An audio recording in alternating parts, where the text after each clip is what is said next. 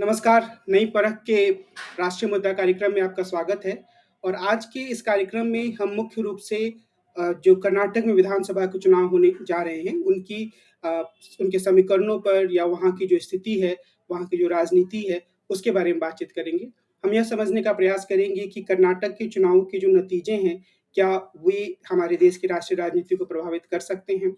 क्या कर्नाटक के चुनाव जैसा कि कई तरह के ओपिनियन पोल से सामने आता है, पूरी तरीके से निश्चित हो चुके हैं, यानी कि पलड़ा कांग्रेस के पक्ष में झुक चुका है या जैसा कि बार-बार ये कहा जाता है कि प्रधानमंत्री नरेंद्र मोदी में यह क्षमता है कि अगर वह चुनाव प्रचार में उतरते हैं, तो वह चुनाव का रुख अपनी ओर या अपनी पार्टी की ओर मोड़ लेते हैं। तो क्या अभी भी कि कोई ऐसी संभावना कर्नाटक में बची हुई है? क्या जनता दल सेकुलर जो कि एचडी देवेगौड़ा की पार्टी है, एक ऐसी स्थिति में आ सकती है कि वह फिर से कर्नाटक में किंग मेकर की भूमिका में आ जाए और जैसा कि 2018 के चुनाव में के बाद हुआ था कि वहाँ के जो नेता हैं, यानी उस पार्टी के जो नेता हैं, वही मुख्यमंत्री बन जाएँ। किस तरह की स्थितियाँ हैं, किस तरह की संभावनाएँ हैं कर्नाटक की विधानसभा के चुनाव में? आज हम इन्हीं मुद्दों पर प्रोफ़ेसर अभय कुमार दुबे से बातचीत करेंगे। अभय सर नमस्कार।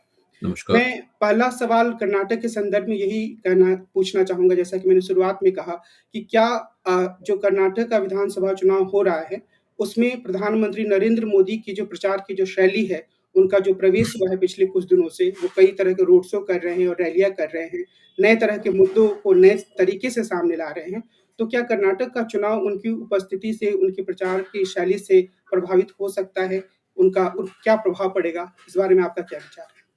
देखिए, नरेंद्र मोदी इस देश के बहुत ही शक्तिशाली नेता हैं और बड़े पैमाने पर उनकी साख है जनता के बीच में, इसमें कोई शक नहीं। लेकिन विधानसभा में चुनाव प्रचार करने वाले नरेंद्र मोदी और लोकसभा में चुनाव प्रचार करने वाले नरेंद्र मोदी में फ़र्क है।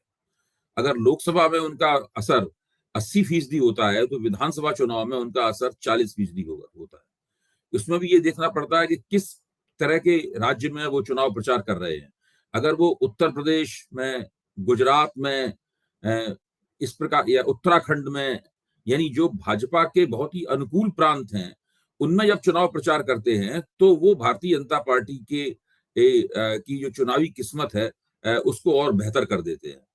लेकिन जब वो ऐसे राज्यों में चुनाव प्रचार करते हैं जहां भाजपा की सरकारों के खिलाफ या भाजपा के खिलाफ काफी जन विरोधी काफी जनता की भावनाएं हैं अ, और भारतीय जनता पार्टी मजबूत स्थिति में नहीं है, वहां पर उतना असर वो नहीं डाल पाते हैं। इसका सबसे बड़ा उदाहरण हिमाचल प्रदेश है।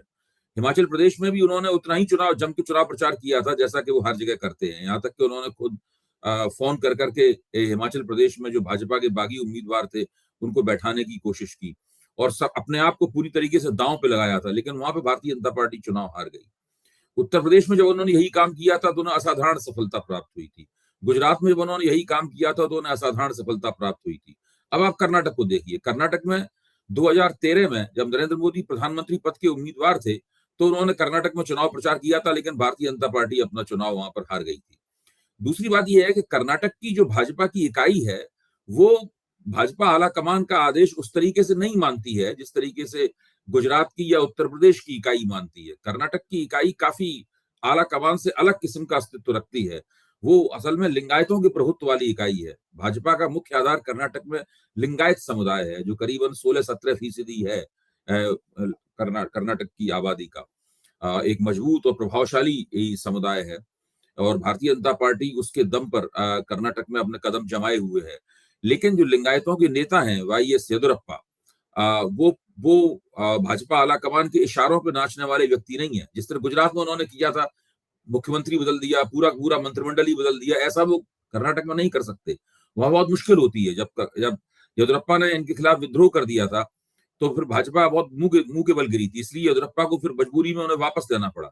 इस बार भी भाजपा आलाकमान का इरादा था कि येदियुरप्पा को किसी तरह राजनीति से रिटायर कर दिया जाए, इसलिए उनके सामने प्रस्ताव रखा गया था कि वो अपने बेटे को अपनी राजनीति की कमान सौंप दें। लेकिन येदियुरप्पा ने उससे इनकार कर दिया और आज येदियुरप्पा चुनाव समिति में है और उनके नेतृत्व में दरअसल चुनाव लड़ा जा रहा है। यहाँ तक कि जो निवर्तमान मुख्यमंत्री हैं बोम्मई की हैसियत येदियुरप्पा के मुकाबले काफी कम है और उनमें और हालांकि थे एक जमाने में येदियुरप्पा के ही व्यक्ति, येदियुरप्पा ने ही उनके नाम का प्रस्ताव किया था। आज उन दोनों में 36 का आंकड़ा है।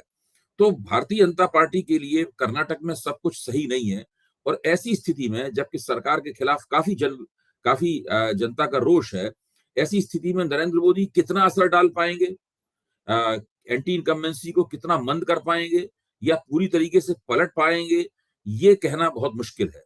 तो कर्नाटक जहां तक नरेंद्र मोदी के जादू का सवाल है, उसके लिए बहुत अनुकूल जमीन नहीं रही है और ना आज दिख रही है।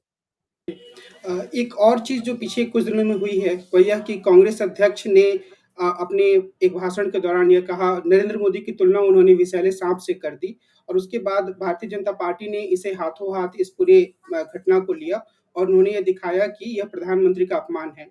खुद प्रधानमंत्री मोदी ने इस चीज़ को बहुत जोर दिया कि कांग्रेस ने उन्हें 91 बार गाली दे चुकी है और उसके बाद उनके एक नेता ने भी सोनिया गांधी को विष कन्या कहा। तो मैं 2 स्तरों पर इस सवाल को रखना चाह रहा हूँ कि क्या इस तरह की जो अंत में चुनाव के समय जब चुनाव एकदम नज़दीक हो जाता है, तो इस तरह की जो भाषणबाज़ी होती है, क्या अतीत में ऐसे उदाहरण मिलते हैं कि वो लोगों के का जो पूरा रुझान है उसको बदल दे? और दूसरा सवाल इसमें ये जुड़ता है कि क्या जो नरेंद्र मोदी इस तरीके से व्यक्तिगत रूप से अपने ऊपर हुए हमलों को सामने लेकर आते हैं, वह एक परिपक्व राजनेता या जिसे हम अंग्रेजी में स्टेट्समैन कहते हैं, उसकी पहचान मानी जा सकती है? देखिए, भाजपा का जो कैचमेंट एरिया है, यानी भाजपा के जो परंपरागत प्रभाव वाले इलाके हैं, उन इलाकों में नरेंद्र मोदी के ऊपर जब छींटाकशी की जाती है या उनको उनके उनके उनके बारे में तिरस्कार के साथ बातचीत की जाती है या उनकी बेइज्जती करने वाले फिक्रे इस्तेमाल किए जाते हैं, वहां पर कुछ तो ऐसा लगता है कि उससे नरेंद्र मोदी के प्रति एक हमदर्दी ज्यादा पैदा होती है और उससे भाजपा को फायदा होता है। लेकिन उसके बाहर के इलाकों में ऐसा नहीं होता।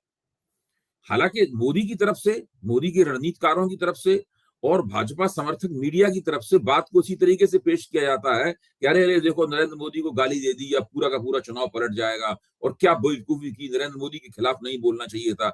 जैसे कि मोदी अपने आप में एक मिथकीय उपस्थिति हो, एक ऐसी उपस्थिति हो जो कि पूजा की वस्तु है और अगर उनके बारे में कुछ आपत्तिजनक कह दिया तो उनके भक्त लोग नाराज हो जाएंगे और तमाम वोटर उनके भक्त हैं। जनता में उनके प्रति हमदर्दी की एक लहर उमड़ी हुई है। इस बात का है कि जहां पर सरकार के खिलाफ भाजपा सरकार के खिलाफ काफी एंटी इनकम्बेंसी होती है और भाजपा के साथ समस्याएं होती हैं, वहां पर इस तरह की बातें करने से कोई विशेष अंतर नहीं पड़ता। और इस बार हम लोग चाहें तो कर्नाटक को एक तरह की परीक्षा के रूप में भी ले सकते हैं।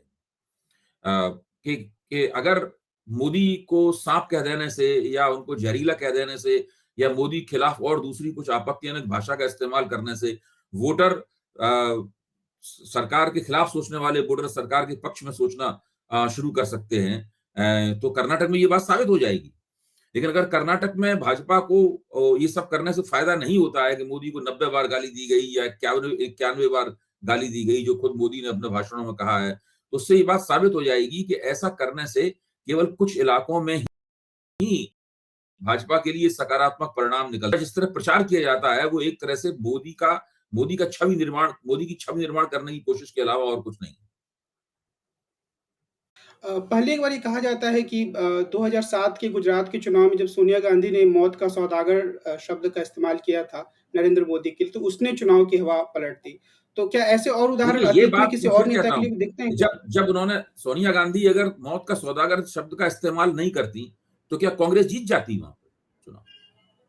मैं ये कह रहा हूं, जब भी मोदी के खिलाफ जहां जहां इस तरह की बातें कही गई हैं, आप कल्पना कीजिए अगर मणिशंकर अय्यर ने मोदी को चाय वाला नहीं कहा होता तो क्या 2014 में भारतीय जनता पार्टी की सीटें कम हो जाती या कांग्रेस का प्रदर्शन और बेहतर हो जाता? कांग्रेस को जो सीटें मिली उस मुकाबले कांग्रेस 100 या 150 के पार चली जाती। आप सोच के देखिए इस बात को, अगर मणिशंकर अय्यर ने नहीं कहा होता, अगर सोनिया गांधी ने ये नहीं कहा होता तो उससे चुनाव के ऊपर क्या असर पड़ता? माहौल पहले से ही कांग्रेस के खिलाफ था। आप कह सकते हैं कि इन बातों ने कांग्रेस के खिलाफ माहौल को और उसके खिलाफ किया, ये तो आप कह सकते हैं। लेकिन ये कहना कि इन बातों से चुनाव के ऊपर निर्णायक असर पड़ा, ये सब मीडिया द्वारा उछाली गई बातें हैं और भाजपा के रणनीतिकारों द्वारा उछाली गई बातें। मैं हमारे कई मीडिया टिप्पणीकार जिनमें आशुतोष भी शामिल हैं, मैं उनके इस तर्क को पसंद करता हूं कि ये सब बातें जानबूझकर मोदी की छवि निर्माण के लिए चलाई जाती हैं, और इसमें मीडिया, जो कि मोदी समर्थक है, पूरे उत्साह से भाग लेता है। बिल्कुल। सर, इस बातचीत को अगर हम थोड़ा आगे बढ़ाएँ और एक दूसरे दल की तरफ ध्यान दें, जिसको तीसरा खिलाड़ी माना जाता है कर्नाटक में, जनता दल सेक्युलर, जो एचडी देवेगौड़ा की पार्टी है, और वो कर्नाटक केंद्रित पार्टी है, और उसी के प्रदर्शन के आधार पर एक बार देवेगौड़ा, हालाँकि उसमें जनता दल के भाग थे, लेकिन वो प्रधानमंत्री बने क्योंकि उनके पास 17-18 सीटें थीं। तो वो पार्टी पिछले चुनाव में भी कुछ सीटें लेकर आती है। लेकिन मैंने ये ध्यान दिया पिछले कुछ चुनाव में कि अगर हम गुजरात को उदाहरण को छोड़ दें, तो अधिकांश राज्य में, चाहे वो पश्चिम बंगाल हो या उत्तर प्रदेश हो, ये प्रवृत्ति सामने आई है कि जो तीसरे दल है, उसको जनता बिल्कुल एकदम पीछे छोड़ दे रही है, और आमतौर पे विपक्षी पार्टियों में से किसी एक समूह को या एक पार्टी को चुनकर जो विपक्षी दलों के मतदाता है, वो वोट दे रहे हैं। तो क्या कर्नाटक में भी इस तरह की प्रवृत्ति सामने आ सकती है? और किसी भी स्तर पे जनता दल सेक्युलर किस पर ज़्यादा प्रभाव डाल सकता है? देखिए, जनता दल सेकुलर का जो प्रभाव क्षेत्र है, वो मुख्य तौर पर अगर कर्नाटक को हम 3 हिस्सों में बाँट दें, तो जो पुराना मैसूर है, ओल्ड मैसूर इलाका वहाँ पे है। वोक्कलिगा किसानों के नेता माने जाते हैं देवेगौड़ा, और उनके परिवार का प्रभाव वोक्कलिगा किसानों में है। और ये एक ऐसा इलाका है जहाँ पर मेरे ख्याल से 67 करीब सीटें हैं कर्नाटक विधानसभा की, तो ये बहुत बड़ा इलाका है। लेकिन इस इलाके में भारतीय जनता पार्टी का प्रभाव ना के बराबर है, तो वहाँ सीधी टक्कर कांग्रेस और जनता दल सेकुलर के बीच में होती है। पिछले चुनावों में जनता दल सेकुलर ने अच्छा प्रदर्शन वहां पर किया था। अब समस्या ये है कि जब लोकसभा का चुनाव हुआ, तो जनता दल सेकुलर का, चूंकि लोकसभा चुनाव में कोई दांव नहीं होता है, यानी वोटर ये मानने को तैयार नहीं होता है कि ये लोग दिल्ली में सरकार बना सकते हैं, या उनकी कोई ऐसी हैसियत है कि दिल्ली में सत्ता के समीकरण में कोई असर डाल पाए। तो जनता दल सेकुलर का जो वोटर था, होता है आमतौर पर, इस पिछले चुनाव में भी, उससे पहले के लोकसभा चुनाव में भी, वो भारतीय जनता पार्टी की तरफ मुड़ जाता है। क्योंकि वो कांग्रेस विरोधी वोटर है, जनता दल सेकुलर के साथ रहा है और कांग्रेस के खिलाफ वोट करता रहा है, तो वो सारा वोट भारतीय जनता पार्टी में चला जाता है। इससे लोकसभा चुनाव में भारतीय जनता पार्टी के वोटों में एक जबरदस्त उछाल आता है। ये कई लोकसभा चुनावों में ये सिलसिला आप देख सकते हैं। पिछले लोकसभा चुनाव में तो ये इतना ज्यादा हो गया था कि खुद देवेगौड़ा अपना चुनाव हार गए थे, और देवेगौड़ा के बेटे कुमार स्वामी, जो कर्नाटक के मुख्यमंत्री रह चुके हैं, उनके बेटे भी चुनाव हार गए थे। तो बुरी हालत हो गई थी इन सब लोगों की। अब देवेगौड़ा चाहते हैं कि ये वोट जो कि भाजपा में चला गया था, फिर से विधानसभा चुनावों के नाम पर उनके पास आए। इसकी कोशिश में वो लगे हुए हैं। और भारतीय जनता पार्टी की कोशिश है कि जो वोट एक बार हमारे पास आ गया पिछली बार, ये अब दोबारा जनता दल सेकुलर में न जाने पाए, और जाए भी तो पूरा वापस न जाए, कुछ उनके पास रह जाए, और इस तरह ओल्ड मैसूर में भारतीय जनता पार्टी का भी कुछ आधार बन जाए। तो ये पूरी जद्दोजहद है। खुद कांग्रेस ने भी वोक्कलिगाओं को काफी टिकट दिए हैं, भारतीय जनता पार्टी ने भी वोक्कलिगाओं को काफी टिकट दिए हैं। मुसलमानों का 4% जो आरक्षण दिया गया है, उसमें 2% आरक्षण लिंगायतों को दिया गया है, और 2% आरक्षण प्रलोभन की तरह वोक्कलिगा वोटरों के सामने भी परोसा गया है। तो इससे एक ऐसी स्थिति बनती है कि जो जनता दल सेकुलर है, वो अपने अस्तित्व को बचाने के लिए संघर्ष करता हुआ दिखता है। अगर विधानसभा चुनाव में, लोकसभा चुनाव में उनका साथ छोड़ के गए वोटर वापस ना आए, तो ये चुनाव राजनीतिक प्रभावकारिता की दृष्टि से जनता दल सेकुलर के लिए आखिरी चुनाव साबित हो सकता है, और फिर उनका ग्राफ स्थायी रूप से वहां पर गिरना शुरू हो जाएगा राज्य की राजनीति में। रातों रात कोई पार्टी खत्म नहीं होती, लेकिन वो काफी कमजोर हो जाएंगे, और वो लड़ाई को त्रिकोणात्मक बनाने में फिर विफल हो जाया करेंगे। अभी भी वो लोकसभा चुनाव में लड़ाई को त्रिकोणात्मक नहीं बना पाते, विधानसभा चुनाव में बना लेते हैं। इस बार मुझे लगता है खतरा ये है कि वो विधानसभा चुनाव में भी लड़ाई को त्रिकोणात्मक ना बना पाए। कांग्रेस कहती है, उनके बारे में कह रही है कि ये भाजपा की बी टीम है।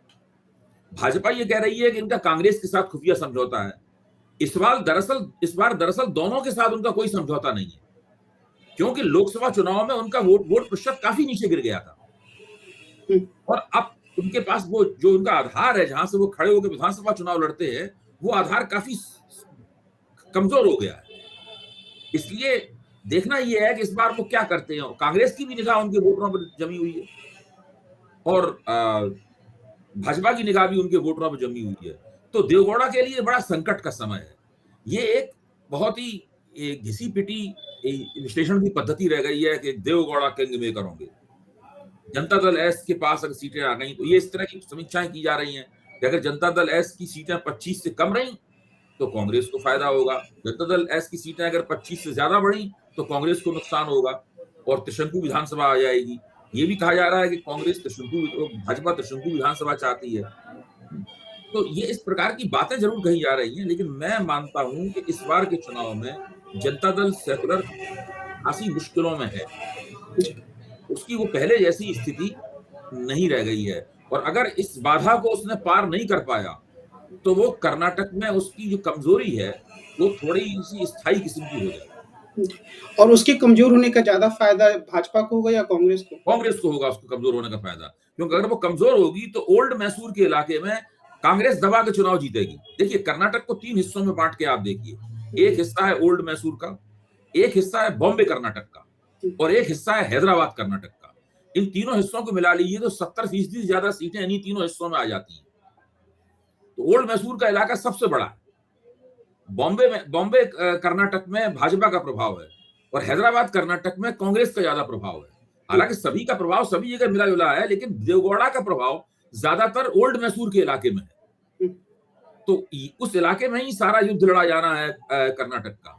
दूसरी ये सब जब हम तीन इलाकों में और तीन राजनीतिक शक्तियों के बीच में कर्नाटक की पूरी चुनाव समीक्षा को सीमित कर देते हैं तो हम भूल जाते हैं कि कर्नाटक में 10 से लेके 11% मुसलमान वोटर भी हैं। तब ये भूल जाते हैं कि कर्नाटक में 17% लिंगायत और 15-16% वोकलिगाओं और कुछ ऊंची जातियों को छोड़ के बहुत बड़े पैमाने पर बहुत बड़ी संख्या में पिछड़ी जातियां भी हैं। खुद कांग्रेस के जो नेता हैं पूर्व मुख्यमंत्री सिद्धरमैया, वो जिस समुदाय से आते हैं उसको उत्तर भारत में गरड़िया समुदाय कहते हैं। तो वो पिछड़ों के बीच में बहुत लोकप्रिय है। और आप देखिए कर्नाटक में जितनी भी राजनीतिक शक्तियां हैं सब उनके नेताओं के ऊपर भ्रष्टाचार के आरोप है। येदियुरप्पा भ्रष्टाचार के आरोप में उस आरोप में वो हटाए जा चुके हैं मुख्यमंत्री पद से। जो बोम्मई साहब हैं मुख्यमंत्री, उनके ऊपर भी भ्रष्टाचार के आरोप हैं।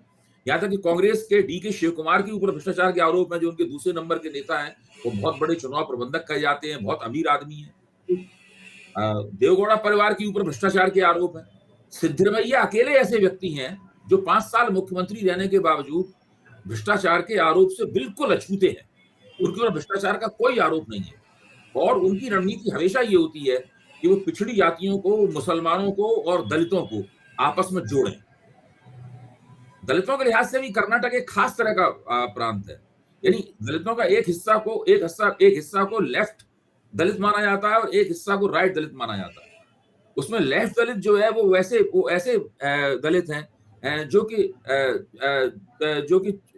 छुआछूत की समस्या के शिकार नहीं है। जो राइट दलित हैं वो छुआछूत की समस्या के शिकार है। आते दोनों संविधान की दृष्टि से दलित श्रेणी में भी है। तो जो लेफ्ट दलित हैं वो कांग्रेस के समर्थन में ज्यादा होते हैं, जो राइट दलित हैं वो भारतीय जनता पार्टी के समर्थन में ज्यादा झुकते हैं। तो इन सब दलितों का भी किस तरीके से समर्थन एक मंच पर जाएगा कि नहीं जाएगा। जो मुसलमान वोटर हैं वो कांग्रेस, जनता दल सेकुलर और कांग्रेस के बीच में बंटते रहे हैं। क्या इस बार वो पूरी तरीके से कांग्रेस को मिलेंगे या पहले की तरह ही उनके बीच में बंटवारा होगा। पिछड़ी जातियों के वोट कहाँ जाएंगे। देवराज अरस ने एक रणनीति बनाई थी जिसको अहिंदा कहते हैं, कन्नड़ भाषा का शब्द है, जिसके अंदर पिछड़ों की, मुसलमानों की और दलितों का समीकरण बनाया गया था। इसके जरिए बहुत लंबे अरसे तक देवराज अरस कांग्रेस को वहां टिकाए रहे। जो सिद्धरमैया है वो इस अहिंदा रणनीति के ही नए पैरोकार हैं। पिछले चुनाव में भी उन्होंने इस रणनीति को चलाने की कोशिश की थी। इस चुनाव में फिर से वो इस रणनीति का इस्तेमाल कर रहे हैं। और ध्यान रखिए अकेली कांग्रेस पार्टी है जिसने पिछड़ों को सबसे ज्यादा टिकट दिए। उन्होंने मुसलमानों को भी टिकट दिए। भाजपा तो मुसलमानों को टिकट देती नहीं है, कांग्रेस ने मुसलमानों को भी टिकट दिए है। तो सब देखने वाली बात। और कांग्रेस ने लिंगायतों को भी अच्छे खासे टिकट दिए है, करीब 40 से ज्यादा लिंगायतों को टिकट दिए। हालांकि भाजपा ने लिंगायतों को 65 से ज्यादा टिकट दिए। देखने वाली बात यह है कि कौन अपने सामाजिक समीकरण को कितना बना पाता है। भाजपा की पूरी कोशिश ये है कि वो लिंगायत पार्टी होने के ठप्पे से बाहर निकलकर वो कलिगांव के वोटों को भी अपनी ओर खींचे, ऊंची जातियों के वोटों को भी अपनी ओर खींचे और कुछ पिछड़ी जातियों के वोटों को भी अपनी ओर खींचे। ये भाजपा की कोशिश है। देखिए किसकी कोशिश कहाँ कामयाब हो पाती है। जी, एक आखिरी सवाल मैं ये करना चाहूँगा, हालाँकि पहले एक बार जब आपसे इस मुद्दे पर बात हुई थी तो आपने कहा था कि अगर कांग्रेस कर्नाटक का चुनाव नहीं जीत पाती है, तो हुँ। उसे आगे 2024 के लोकसभा चुनाव को भूल जाना चाहिए। लेकिन अगर हम एक स्थिति देखते हैं कि या तो कांग्रेस जीतती है या फिर भारतीय जनता पार्टी जीतती है, तो दोनों के संदर्भ में हम राष्ट्रीय राजनीति को भविष्य में कैसे देख सकते हैं? अगर एक संक्षिप्त देखिए, सा ये बात जवाब आप मैंने दें। इसलिए कही थी कि भाजपा अगर कर्नाटक का चुनाव हार भी जाएगी, वहाँ सरकार नहीं भी बना पाएगी, तब भी भाजपा की लोकसभा में जो संभावनाएँ हैं, उसके ऊपर कोई बहुत घातक असर नहीं पड़ने वाला है। हुँ, ठीक है, कुछ धक्का लगेगा। पिछली बार भी तो भाजपा कर्नाटक में सरकार नहीं बना पाई थी। कांग्रेस ने अपने समर्थन से कुमारस्वामी की सरकार बनवा दी थी। हुँ, लेकिन भाजपा ने तो फिर कर्नाटक में से 28 में से 26 सीटें जीत ली थी, हुँ, लोकसभा के चुनाव में। लेकिन कांग्रेस अगर कर्नाटक का चुनाव हार गई, तो बताइए कांग्रेस के पास क्या बचेगा? इसीलिए मैंने पिछली बार कहा था, अगर कांग्रेस कर्नाटक का चुनाव हार जाती है, तो उसे लोकसभा चुनाव की संभावनाओं को थैंक यू वेरी मच बोल देना चाहिए। और हमें कांग्रेस को भी एक प्रमुख विपक्षी पार्टी के रूप में थैंक यू वेरी मच बोल देना चाहिए। कि इसका मतलब ये है कि हमें उससे ज्यादा उम्मीद नहीं रखनी चाहिए कि वो विपक्ष में अच्छा प्रदर्शन करेगी और देश में लोकतांत्रिक संतुलन कायम होगा। हुँ, तो कांग्रेस के लिए कर्नाटक में चुनाव जीतना जीने या मरने का सवाल है। भाजपा के लिए चुनाव जीतना जरूरी तो है, लेकिन उसके लिए कर्नाटक में चुनाव जीतना जीने और मरने का उस तरह से सवाल नहीं है, इस तरह कांग्रेस का है। भाजपा को नुकसान क्या होगा हारने का? एक तो दक्षिण भारत में भाजपा के विस्तार की संभावनाओं पर फिर से एक बड़ा सवालिया निशान लग जाएगा, क्योंकि कर्नाटक ही भाजपा के लिए दक्षिण भारत में प्रवेश का सिंह द्वार है। अब भाजपा की समस्या ये रही है कि वो लिंगायतों में उसने समर्थन हासिल किया, लिंगायतों के जरिए ही वहां टिकी हुई है, लेकिन लिंगायतों के बाहर नहीं निकल पाई। इस चुनाव में वो कोशिश जरूर कर रही है लिंगायतों के बाहर, इससे पहले तो कोशिश भी नहीं की थी उसने वहां। हुँ, इसीलिए आज तक वहां सरकार जरूर बनाई है भाजपा ने, लेकिन आज तक किसी भी विधानसभा चुनाव में भारतीय जनता पार्टी को अपनी दम पर पूर्ण बहुमत प्राप्त नहीं हुआ है। अधिकतम उन्हें 110 सीटें प्राप्त हुई। जब 110 सीटें प्राप्त हुई थी, तब उन्होंने 5 साल जो सरकार चलाई, उसमें उन्होंने 3 बार मुख्यमंत्री बदला।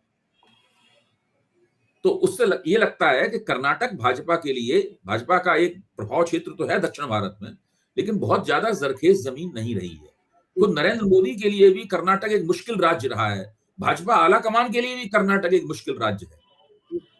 और वो इस बात को भी दिखाता है कि जो भारतीय जनता पार्टी पहले दावा करती थी कि हम पार्टी विद अ डिफरेंस हैं, उसका सबसे एक एंटीथेसिस बोल सकते हैं वो कर्नाटक ही है। करप्शन के नहीं, आरोप वो हैं। तो देखिए, वो बात तो सभी जगह उसकी पोल खुल चुकी है। पार्टी विद द डिफरेंस नहीं है। हुँ, जैसी सब पार्टियां हैं, वैसी वो भी है। चूंकि वो लगातार सत्ता में है और लगातार चुनावों को जीत रही है और लगातार सत्ता में बने रहना चाहती है, तो वो उसमें विकृतियां अन्य पार्टियों की तरह की अपेक्षा अधिक दिखती हैं। हुँ, मसलन अब आप ये कर्नाटक में देखिए, कर्नाटक में भाजपा की सरकार के ऊपर 40% कमीशन की सरकार होने का आरोप लग रहा है। ये आरोप कैसे लगा? ईश्वरप्पा, जो भाजपा सरकार में मंत्री थे, उनके ऊपर एक ठेकेदार ने आरोप लगाया कि भाई 10-15% तो कमीशन सब लोग देते ही हैं, तो स्वाभाविक माना जाता है, ये तो हमसे 40% कमीशन लेते हैं। हुँ, और एक एक ठेकेदार ने आत्महत्या भी कर ली। उसी आरोप में ईश्वरप्पा को भ्रष्टाचार के आरोप में मंत्रिमंडल से हटाया गया। उन्हीं ईश्वरप्पा को प्रधानमंत्री फोन करके कहते हैं कि आप पार्टी में हैं, आपकी वफादारी लाजवाब है, आपकी वफादारी का अभिनंदन किया जाना चाहिए, आप हमारे समर्थन में टिके रहिए। आप जरा सोचिए इस बात को। सारे देश में भ्रष्टाचार के ऊपर बहस चल रही है। विपक्ष प्रधानमंत्री पर अडानी के मामले में और दूसरे मामलों में भ्रष्टाचार के आरोप लगा रहा है। प्रधानमंत्री भ्रष्टाचार के आरोप विपक्ष पे लगा रहे हैं और वो कर्नाटक में ईश्वरप्पा को निजी तौर पे फोन करके पार्टी के प्रति उनकी वफादारी खंडन कर रहे हैं। आप इससे अंदाजा लगा सकते हैं कि कर्नाटक में क्या स्थिति है। और आमतौर पर भाजपा, जब प्रधानमंत्री ऐसा करते हैं, तो सत्यपाल मलिक ने अपने इंटरव्यू में जो कहा था कि नरेंद्र मोदी को भ्रष्टाचार से कोई खास तकलीफ नहीं है, हुँ, ये जो बात कही थी, वो उससे साबित होती है। खास नफ़रत नहीं है। खास नफरत नहीं है जी। खास नफ़रत नहीं है। तो आज की जो ये पूरी चर्चा है उसमें हमने कर्नाटक के चुनावों के जो अलग-अलग पहलू हैं, उसको बहुत ही साफ तरीके से समझा और निश्चित रूप से जब 10 मई को चुनाव होंगे और 13 मई को उसके नतीजे आएँगे, तो और ज़्यादा स्पष्टता से हम देख पाएँगे कि कर्नाटक की स्थिति क्या है और उससे आगे देश की राजनीति कैसे प्रभावित होगी।